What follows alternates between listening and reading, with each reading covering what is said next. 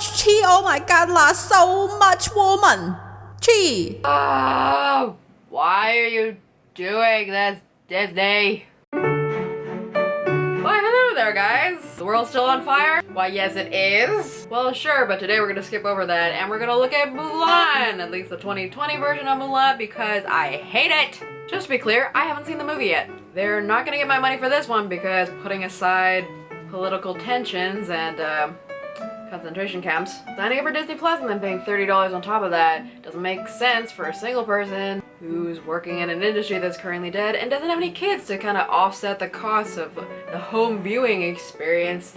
It would have been cheaper than going to the cinema and having to pay for everything. So I have gone through a bunch of the reviews online. A lot of them, I've been kind of like hate watching them. So I know most of the plot points and how they differ from the original movie. Is this maybe an unfair shake at this remake? Maybe. I haven't been able to find any good video reviews online, so maybe it's biased. And all my source material is biased. But I don't know if I care at this point. So I'm gonna try to look at this movie in its own right. I have a few issues with it, both as a Chinese person and a woman. Oh my god, somebody's such a snowflake, it's just a movie. This is my goddamn channel, and I'm gonna do whatever I want on it. Storytelling. Okay, so first of all, this character arc is bloody terrible. In the original, the whole point was that she tried to fit in with what society wanted her to do, and she was terrible at that, but she still wanted to do right by her family, even if it wasn't something she wanted for herself. The struggle was between doing right by herself or doing right by everybody else. This whole thing gets sidetracked by war, and it leads her to a decision to try to save her own father, straying even further away from her predetermined route in life, which she was also terrible at. Through hard work, determination, and wit, she managed to earn her place, earn the respect of the other soldiers, save the goddamn emperor and China. Oh, the struggle, the character building, the internal pain, the risk of death. So in this new one, she's just, magic. They didn't even make the magic that was like something that had to be earned or unlocked. She just waltzed out as like a 10-year-old or a 6-year-old or whatever the hell age she was. I didn't watch the movie. And she's just doing flips like crazy. Chasing chickens and jumping off roofs and doing flips and spinny wood tricks. What is the point of that? How is that supposed to be empowering at all? Like, at least make it the Harry Potter kind of, like, powers. Like, okay, you're born with this innate ability to do something, but you still have to go to goddamn school to learn how to Wingardium Leviosa. Her only weakness is that she's just holding it in too much. She's just gotta let it all out. This was basically trying to tell women that, like, you're all super powerful, but don't let the haters get in the way. Be yourself. Fuck that. The only thing this is telling me is that everything will be okay and you will do great if you're the chosen one. If you're not the chosen one, they've introduced this useless sister character who hopefully you can relate to her normal chi-lessness and then just hope to get married. Like all the other unremarkable women around you who don't have chi. Lady powers. Yay. What? This story honestly just can't like make up its mind on what it wants to be. Initially when the first trailer dropped, I thought, ooh, okay, like more realistic version of Mulan. Gonna show a real Asian woman character, not just being cute, but kicking ass. Yeah. Back in the day, out of all the Disney princesses, Mulan was the only one who actually did anything. She was strong and powerful and someone who was at least apparently supposed to be drawn like me, not like all the other princesses who just basically like ran away and got captured and then just like, oh no, someone save me. At least she had both her parents for one. She managed to use her wit. She outsmarted all the things she was supposed to do. She climbed up that pole. She figured out how to wrap those two dumb belly things together. She was stuck on a roof with a fan and she managed to figure out how to defeat the bad guy. What a great character. Sure, the next smartest character was Belle. Okay, you save your father, but by becoming a prisoner and then getting lovely meals and dresses.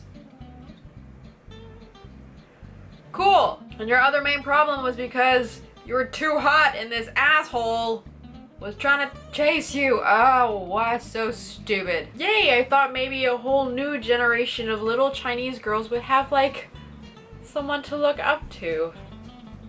Because there's not that many characters for us, let's be honest. At the core, even if you mess up some of the legend stuff, it's a great story. And maybe another step in demystifying Asian cultures, so we're not so alien. And maybe a movie where we didn't have to water ourselves and our cultures down to be on the big screen. So they wanted to be all serious and they took out all the talking animals, but then they introduced a witch who can poof into birds. And everyone can matrix up walls. And it's a serious movie, right? So then they choose a main actress who's the acting range of a piece of drying tofu. What are you doing? Seriously? Did the writers of Game of Thrones get their hands on this? Because this is one way to kill a character arc. Issues of women. Ugh. So man, this movie tried so hard to be woke. And I think it just missed the mark on everything. Li Shang,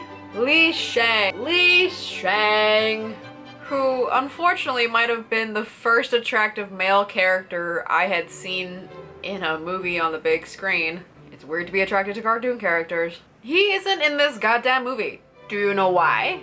Because he got Me Too'd out of the movie. Because I guess they thought that because the only time any romantic anything happened was at the end of the original movie, it was going to be too weird for the working relationship, like he's a superior. Just because he's her superior, even though he had no idea Mulan was a woman, they felt it might be uncomfortable. Even though at no point in the movie did Li Shang tell boy Mulan that he couldn't keep fighting in the war unless he sucked his all that even happened in this relationship in the animated version was that he shows up at the end, adorably flustered while Mulan is talking to her father. She asks him to stay for dinner, and he just says yes.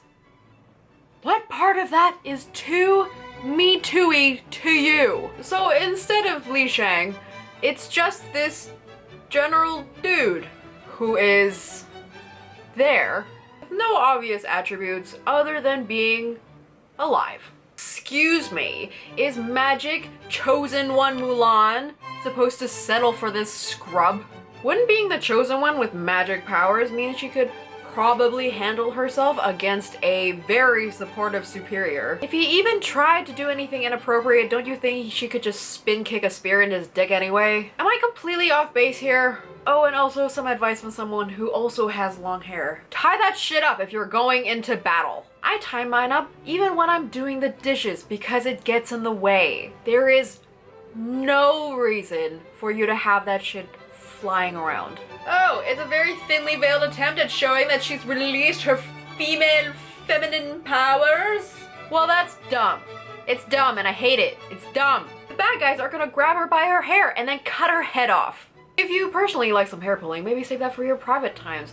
But this is war, bitch. Tie it up and put on some armor, damn it. Representation. One of the themes of this movie seems to be, let's just take random bits of Chinese culture and use them however we want. Let's stick most of the Chinese actors we know in this movie, and the Chinese will for sure just hand over their money. They will be so grateful a big American company like Disney paid attention to their culture. It's a sure win. Well, it wasn't. This is the white guy getting a tattoo that says rice instead of brave because they didn't check with any Chinese people version of a movie. Bitch, come on. You spent $200 million on this movie and you couldn't find a few more Chinese people to ask for info. I'm sure you know already, our wages are a little lower than yours. I'm sure you could have afforded a few of us. You know, back in the day when Disney was making The Lion King, they actually brought a full grown-ass lion into the studio so they could learn to draw it. They studied footage. of how they moved and how they interacted with each other. So it translated into a more realistic version of an animated lion. And you're telling me they couldn't bring a Chinese person into the studio? They brought a lion.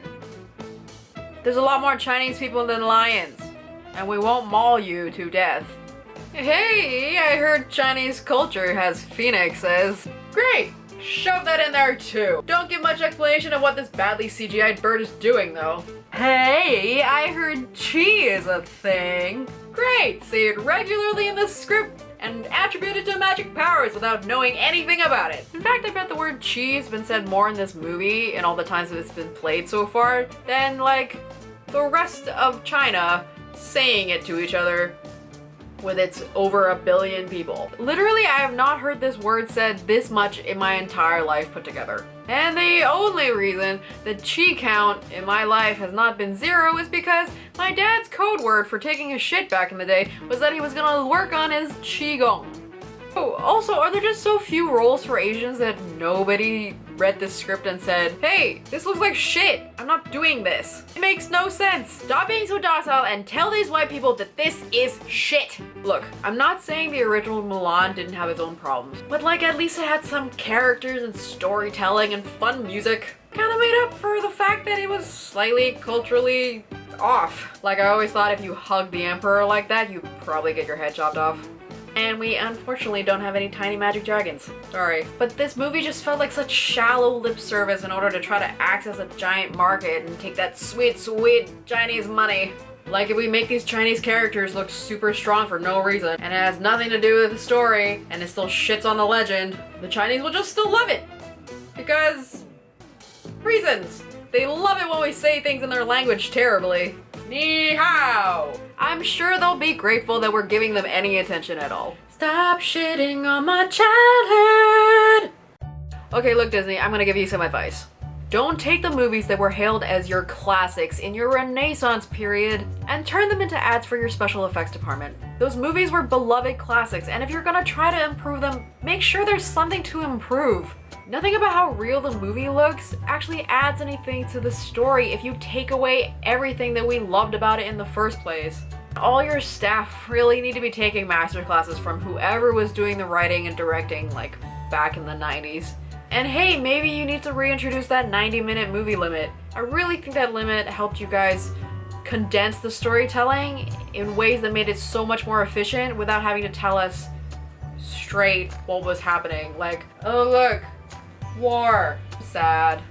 It just made for more efficient and cohesive storytelling.